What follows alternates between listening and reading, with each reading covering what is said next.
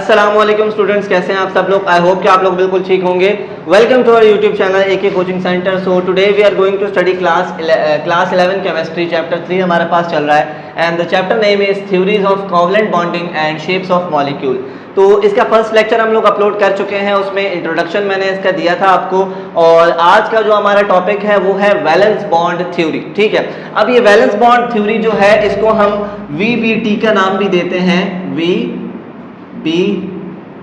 ठीक है, इसको हम क्या कहते हैं, VBT भी कह सकते हैं। ठीक है, अच्छा, ये जो VBT है यानी कि वैलेंस बॉन्ड थ्योरी है, ये modern concept of covalent bonding है। इससे पहले हम लोग जो है classical concept of covalent bonding पढ़ते थे, जो कि GN लेविस ने हमें पेश किया था, जिसके अंदर GN लेविस ये कहते थे, 9th क्लास के अंदर भी आप क्लासिकल मेथड पढ़ते हैं कि इलेक्ट्रॉन्स जो हैं वो उसमें हमें आपको इस बात के बारे में पता है कि पहले जो है सिर्फ ऑर्बिट्स की बात होती थी, शेल्स की बात होती थी, सब शेल्स या ऑर्बिटल्स जो है वो दरियाफ्त नहीं हुए थे। तो लेविस कहते हैं कि जो शेल्स होते हैं, शेल्स के दरमियान ही जो है इलेक्ट्रॉन की म्यूचुअल शेयरिंग होती है और उस नतीजे में हमारे पास क्या बनता है, कोवलेंट बॉन्ड बनता है, जिसको हम जो है कोवलेंट बॉन्ड कहते हैं। ठीक है, म्यूचुअल शेयरिंग ऑफ इलेक्ट्रॉन हमारे पास क्या है, कोवलेंट बॉन्ड है। इसी तरीके से लेविस जो है, लेविस की, लेकिन बाद में जैसे टाइम गुजरा तो टाइम गुजरने के बाद ऑर्बिटल्स का कॉन्सेप्ट आया, तो ऑर्बिटल्स के कॉन्सेप्ट के ऊपर ये जो थ्योरी थी, क्लासिकल मेथड था कोवलेंट बॉन्डिंग का, ये पूरा नहीं उतरता था।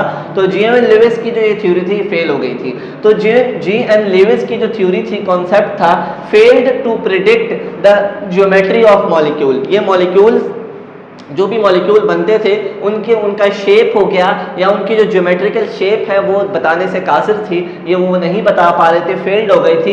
तो उसके बाद 1927 के अंदर हिटलर और लंदन नाम के दो साइंटिस्ट थे जिन्होंने प्रपोज की थी VBT, जिसको हम वैलेंस बॉन्ड थ्योरी का नाम देते हैं। अब जो वैलेंस बॉन्ड थ्योरी है इसका कॉन्सेप्ट क्या है कि VBT states that covalent bond is formed bye overlapping of partially field orbitals.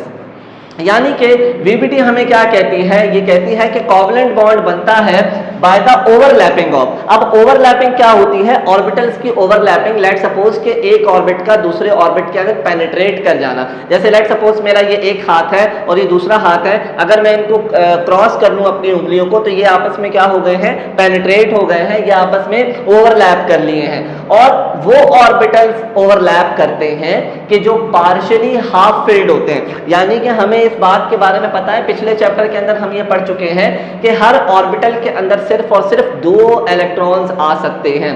तो हाफ फिल्ड या फिर पार्शियली फिल्ड का मतलब क्या होता है कि इलेक्ट्रॉन्स के जो ऑर्बिटल्स होंगे, ऑर्बिटल्स के अंदर सिर्फ और सिर्फ एक इलेक्ट्रॉन होगा।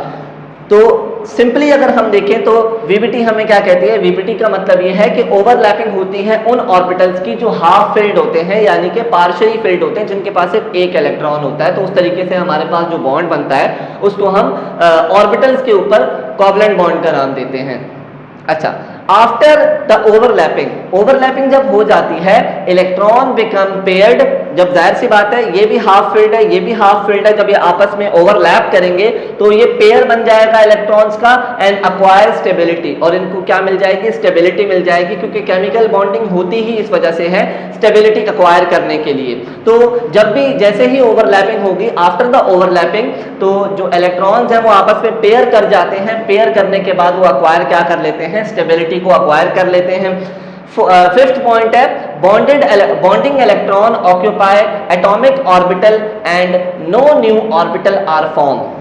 जाहिर सी बात है, अब एक ऑर्बिटल जब दूसरे ऑर्बिटल के अंदर जो है पेनिट्रेट करेगा या ओवरलैप करेगा, तो जो बॉन्डिंग इलेक्ट्रॉन है ऑक्यूपाई और एटॉमिक ऑर्बिटल, तो VBT हमें ये कहता है कि जब भी एक ऑर्बिटल दूसरे ऑर्बिटल के अंदर ओवरलैप करता है तो उसके नतीजे में हमारे पास कोई भी नया ऑर्बिटल जनरेट नहीं होता, जो कि इसका एक ड्रॉबैक है। क्योंकि जब हम MOT पढ़ेंगे, मॉलिक्यूलर ऑर्बिटल थ्योरी पढ़ेंगे, तो उसमें हमें यह पता चलेगा कि जब दो ऑर्बिटल आपस में ओवरलैप करते हैं तो उनके नतीजे में नए ऑर्बिटल्स बनते हैं।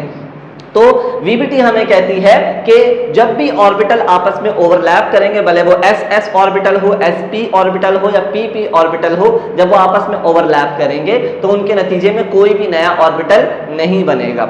6th पॉइंट है bonded electron are under the influence of only nucleus, so it is called monocentric. जब जाहिर सी बात है, जब दो इलेक्ट्रॉन जब आपस में पेयर होंगे, दो ऑर्बिटल जब आपस में जो है ओवरलैप करेंगे, तो जाहिर सी बात है दो एटम्स के ऑर्बिटल्स है ना, तो जाहिर सी बात है दो एटम्स के दो न्यूक्लियस होते हैं, तो जो हमारे पास इलेक्ट्रॉन होंगे वो अपने अपने एटम के न्यूक्लियस के इन्फ्लुएंस के अंदर रहेंगे, यानी कि उनके असर में रहेंगे। ऐसा नहीं होगा कि इलेक्ट्रॉन जो है वो दोनों न्यूक्लियस के असर में मौजूद है, दोनों के इन्फ्लुएंस में मौजूद है, तो ऐसा बिल्कुल भी नहीं होता। ये दोनों जो इलेक्ट्रॉन्स होंगे वो अपने अपने न्यूक्लियस के जो है कांटेक्ट में रहते हैं, इन्फ्लुएंस में रहते हैं, इसी वजह से इनको मोनोसेंट्रिक कहा जाता है।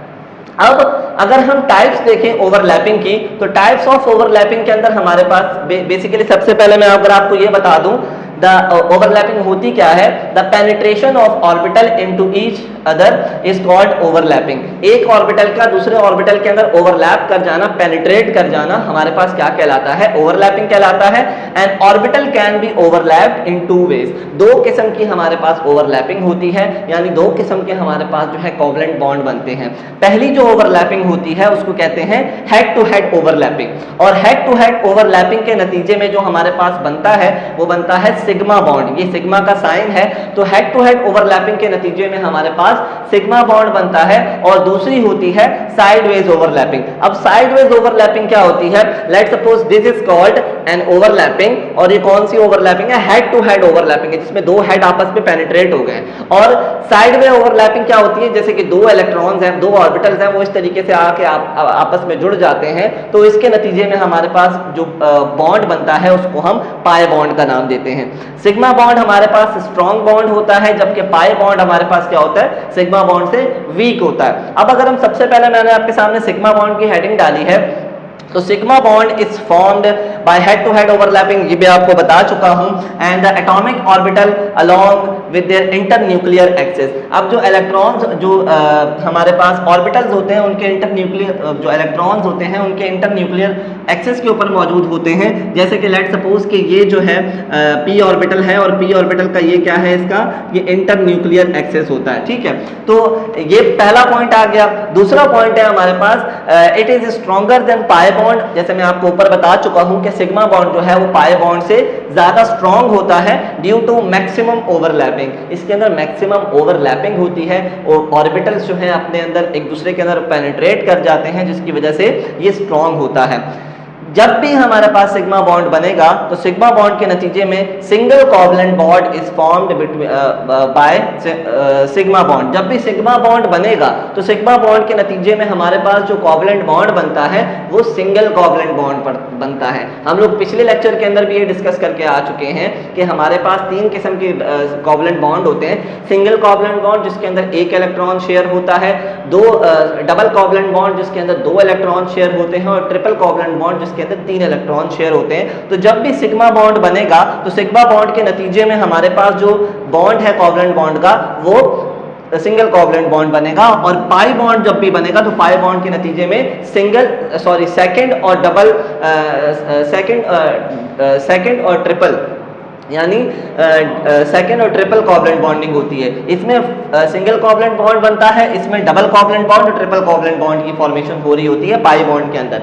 अच्छा, अब अगर हम सिग्मा बॉन्ड की बात करें तो इसमें इसके अंदर कौन कौन से ऑर्बिटल ओवरलैप करते हैं, तो एस एस ऑर्बिटल आपस में ओवरलैप करता है, एस पी ऑर्बिटल आपस में ओवरलैप करता है, और पी पी ऑर्बिटल जो है आपस में ओवरलैप करते हैं, ठीक है। अब यहाँ पर मैंने सबकी एग्जाम्पल्स भी लिखी हैं और इनके मैंने शेप्स भी बना के आपको दिखाए हैं। तो सबसे पहले हमारे पास एस एस ओवरलैपिंग होती है, और एस एस ओवरलैपिंग के एग्जांपल के तौर पर मैंने हाइड्रोजन का मॉलिक्यूल लिखा है, और हाइड्रोजन की अगर हम इलेक्ट्रॉनिक कॉन्फ़िगरेशन करें तो होती है 1s1, और ये मैंने हुंड्स रूल के मुताबिक इसकी इलेक्ट्रॉनिक कॉन्फ़िगरेशन की है, जो कि हम पिछले चैप्टर के अंदर पढ़ के आ चुके हैं। अब ये एक हमारे पास एस ऑर्बिटल है, एस ऑर्बिटल हमें पता है कि स्फेरिकल शेप का होता है, एक हाइड्रोजन का ऑर्बिटल और ये दूसरा भी हाइड्रोजन का ऑर्बिटल, ये इलेक्ट्रॉन इसकी क्या कर रहे हैं, ऑपोजिट स्पिन शो कर रहे हैं। अब होगा ये कि ये आपस में क्या करेंगे, ओवरलैप करेंगे, और ओवरलैप के नतीजे में हमारे पास क्या होगा, एक बॉन्ड बनेगा जिसको हम पाई बॉन्ड कहते हैं। और ये कौन कौन से ऑर्बिटल की ओवरलैपिंग की वजह से हुआ है, एस एस ओवरलैपिंग की वजह से हुआ है। एक एस ऑर्बिटल दूसरे एस ऑर्बिटल के करीब आया आपस में पेनिट्रेट हो गए और उसके नतीजे में हमारे पास जो बॉन्ड बना वो हमारे पास कोवलेंट बॉन्ड है। और कोवलेंट बॉन्ड के अंदर कौन सा बॉन्ड है? सिग्मा बॉन्ड की फॉर्मेशन हुई है। जब S और P की ओवरलैपिंग होगी, हमें पता है कि S जो है स्फेरिकल शेप है और P जो है वो डबल शेप होता है। तो यहाँ पर जिस मॉलिक्यूल की मैंने एग्जांपल आपके सामने लिखी है वो है हाइड्रोजन फ्लोराइड HF। अगर हम हाइड्रोजन की इलेक्ट्रॉनिक कॉन्फ़िगरेशन ऊपर लिखी हुई है, फ्लोरीन की एटॉमिक कॉन्फ़िगरेशन होती है, इसका एटॉमिक नंबर होता है 9, तो 1s2 2s2 इसी तरीके से 2px 2py 2pz 1 2 3 4 और 5 इस तरीके हुन्स रूल के मुताबिक इसके अंदर जो है इलेक्ट्रॉनिक कॉन्फ़िगरेशन की जाती है। अब अगर हम देखें तो इसके अंदर ये भी फुल जो है पेयर है, फुल है, ये भी फुल है, ये भी फुल है, ये भी फुल है, लेकिन जो 2pz है ये हमारे पास पार्शियली फिल्ड है, हाफ फिल्ड है। तो अब बॉन्डिंग कहां होगी? 2pz के साथ होगी। 2pz और s ऑर्बिटल आपस में क्या करेंगे? ओवरलैप करेंगे। हमारे पास यहाँ हाइड्रोजन का जो है ऑर्बिटल है और ये हमारे पास फ्लोरीन का 2pz वाला ऑर्बिटल है। जब ये आपस में ओवरलैप करेंगे तो ओवरलैप के नतीजे में हमारे पास जो बॉन्ड बनेगा वो हम सिग्मा बॉन्ड कहते हैं। और इस तरीके से s और p आपस में ओवरलैप करते हैं तो कुछ इस तरीके का हमारे पास शेप निकल कर आता है। थर्ड हमारे पास जो टाइप है PP ओवरलैपिंग, यानी दोनों अगर डबल शेप हो तो उस नतीजे में किस तरीके की ओवरलैपिंग होगी। तो यहाँ जो मैंने एग्जांपल लिखी है वो लिखी है फ्लोरीन के मॉलिक्यूल की। तो फ्लोरीन के मॉलिक्यूल के साथ भी हो सकता है, आप इसको क्लोरीन के मॉलिक्यूल के साथ भी करवा सकते हैं। तो यहाँ पर भी हमारे पास जो है कौन सा मॉलिक्यूल है? फ्लोरीन का मॉलिक्यूल है। एक इलेक्ट्रॉन यहाँ आ गया, एक इलेक्ट्रॉन यहाँ आ गया, ठीक है। तो फ्लोरीन की जो है मैंने इलेक्ट्रॉनिक कॉन्फ़िगरेशन यहाँ लिखी हुई ऑलरेडी, फिर से नहीं लिखी मैंने यहाँ पर। तो पहला भी 1s2 2s2 2px 2py 2pz सारे के सारे पेयर्ड हैं, सारे के सारे फुल हैं। सिर्फ 2pz जो है सिर्फ और सिर्फ क्या है? हाफ फिल्ड है। तो इसका 2pz और इसका 2pz आपस में क्या करेंगे? पेनिट्रेट कर जाएंगे और जाके इनका बॉन्ड बनेगा और इस नतीजे में इनका भी क्या बनेगा? सिग्मा बॉन्ड जो है हमें सामने नजर आएगा और इस तरीके का ये शेप हमें नजर आ रहा होगा। अच्छा, अगर हम स्ट्रॉन्गर और वीकर की बात करें तो जो SS ओवरलैप होती है इसके अंदर जो सिग्मा बॉन्ड बनता है ये स्ट्रॉन्गेस्ट सिग्मा बॉन्ड होता है, ठीक है। S और P के अंदर जो सिग्मा बॉन्ड बनता है इसको हम नॉर्मल या सिर्फ स्ट्रॉन्ग सिग्मा बॉन्ड कह सकते हैं, नॉर्मल जिसको कह सकते हैं बीच का। और P और P ओवरलैपिंग जब होती है तो PP ओवरलैपिंग के नतीजे में जो हमारे पास बॉन्ड बनता है वो बनता है स्ट्रॉन्गेस्ट, यानी कि स्ट्रॉन्गेस्ट सिग्मा बॉन्ड हमारे पास बनकर हमारे पास सामने आता है। तो SS ओवरलैपिंग के अंदर वीकेस्ट सिग्मा बॉन्ड बनेगा, SP ओवरलैपिंग के अंदर स्ट्रॉन्ग सिग्मा बॉन्ड बनेगा और PP ओवरलैपिंग के अंदर हमारे पास कौन सा बॉन्ड बनेगा? स्ट्रॉन्गेस्ट जो है सिग्मा बॉन्ड बनेगा। अब ये होता क्यों है? अब यहां पर आपको याद होगा कि ये तो मैंने आपके सामने एक ऑर्बिटल बना दिया। अब इस ऑर्बिटल के अंदर इलेक्ट्रॉन की पाए जाने की जो कैपेबिलिटी होती है, जो पाए जाने की जो एक जगह होती है वो कहीं पर भी हो सकती है, क्योंकि कहीं पर भी इलेक्ट्रॉन पाया जा सकता है। तो जब ये आपस में ओवरलैप करेंगे, ये इलेक्ट्रॉन जब दोनों हाइड्रोजन के ऑर्बिटल आपस में ओवरलैप करेंगे तो ये जो बीच में जो बॉन्ड बनेगा, अब ये इसमें हम ये 100% श्योर नहीं कह सकते कि दोनों इलेक्ट्रॉन इसके अंदर जब ओवरलैप होगा तो इनके अंदर आएंगे या नहीं आएंगे। इसी वजह से इसको वीकेस्ट कोवलेंट बॉन्ड कहा जाता है, वीकेस्ट सिग्मा बॉन्ड कहा जाता है। S और P के अंदर जब ओवरलैपिंग होती है तो S का तो वही पुराना हिसाब है कि इसके अंदर जो इलेक्ट्रॉन की जो पाए जाने की जो पॉसिबिलिटी है वो कहीं पर भी हो सकती है। लेकिन अगर हम P ऑर्बिटल की बात करें तो P ऑर्बिटल की जो इलेक्ट्रॉन जहां पाए जाते हैं वो इसके बिल्कुल कोनों पर पाए जाते हैं, ज्यादातर यहां पर इलेक्ट्रॉन पाए जाते हैं। तो इसके नतीजे में जब ओवरलैपिंग होती है तो ये कुछ जो है SS ओवरलैपिंग से ज्यादा चांसेस होते हैं कि जब ये ओवरलैप करेंगे तो इलेक्ट्रॉन दोनों के बीच में आ जाएगा और इस तरीके से जो है सिग्मा बॉन्ड बन जाएगा।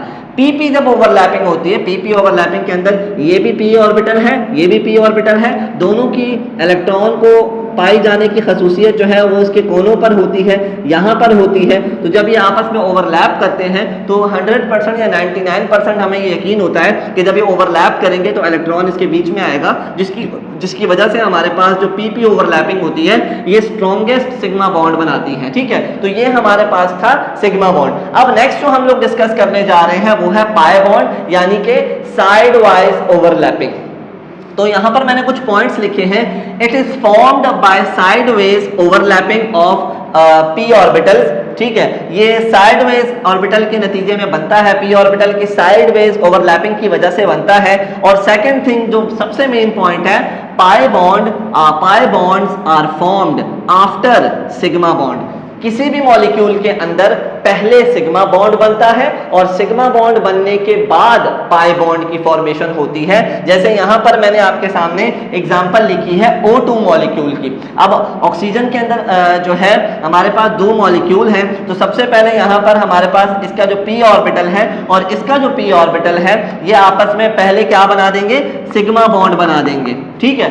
और जाहिर सी बात है जब पाई बॉन्ड बनता है तो पाई बॉन्ड बनता है साइडवेज ओवरलैपिंग की वजह से। अब इसके जो परपेंडिकुलर जो एक्सिस पे जो हमारे पास ऑर्बिटल्स मौजूद होंगे, यानी ये तो पी वाई है और ये भी पी वाई है, जो पी जेड होगा तो अब जाहिर सी बात है पी जेड इसके जो है ऑर्बिटल के अंदर इस मॉलिक्यूल के अंदर जो है पी वाई के 90 डिग्री के एंगल पे मौजूद होगा, यानी कि यूं मौजूद होगा, और दूसरा पी जेड भी यहाँ ऐसे मौजूद होगा। तो उसके नतीजे में क्या होता है कि ये जो ऊपर की जो इसकी डंडियां हैं ये आपस में एक दूसरे के करीब आना शुरू हो जाती हैं इस तरीके से, और नीचे से भी आपस के करीब आना शुरू हो जाती हैं, और इस नतीजे में जो हमारे पास बॉन्ड बनता है उसको हम पाई बॉन्ड कहते हैं। इसी वजह से यही वजह है कि जो सिग्मा बॉन्ड है वो काफी ज्यादा स्ट्रॉन्ग है, क्योंकि ये जो है हेड टू हेड ओवरलैपिंग की वजह से हो रहा है। लेकिन जो पाई बॉन्ड है वो साइड वाइज ओवरलैपिंग की वजह से हो रहा है इस तरीके से, और इसी वजह से हमारे पास जो पाई बॉन्ड है वो वीकर होता है, वो उसकी एनर्जी कम होती है, उसको बड़ी आसानी से ब्रेक किया जा सकता है बनिस्बत अगर हम देखें कि हम सिग्मा बॉन्ड को ब्रेक नहीं कर सकते, बड़ा उसके लिए बहुत ज्यादा एनर्जी प्रोवाइड करनी पड़ती है। तो आई होप कि आपको वैलेंस बॉन्ड थ्योरी का जो कॉन्सेप्ट है यानी VBT आपको अच्छे तरीके से समझ आ गई होगी। इसके मैंने सारे पॉइंट्स आपके सामने लिखे, types of overlapping, sigma bond, pi bond, फिर SS overlapping, SP overlapping and PP overlapping, सारी चीजें मैंने वन बाय वन इसको अच्छे तरीके से एक्सप्लेन करने की कोशिश की है। आई होप कि आपको अच्छे तरीके से समझ आ गया होगा। अगर इसके अंदर कोई भी क्यूरी है, कोई भी क्वेश्चन है तो लाजमी आप हमसे कमेंट सेक्शन के अंदर पूछ सकते हैं। तब तक के लिए अपना बहुत सारा ख्याल रखिएगा। अल्लाह हाफिज।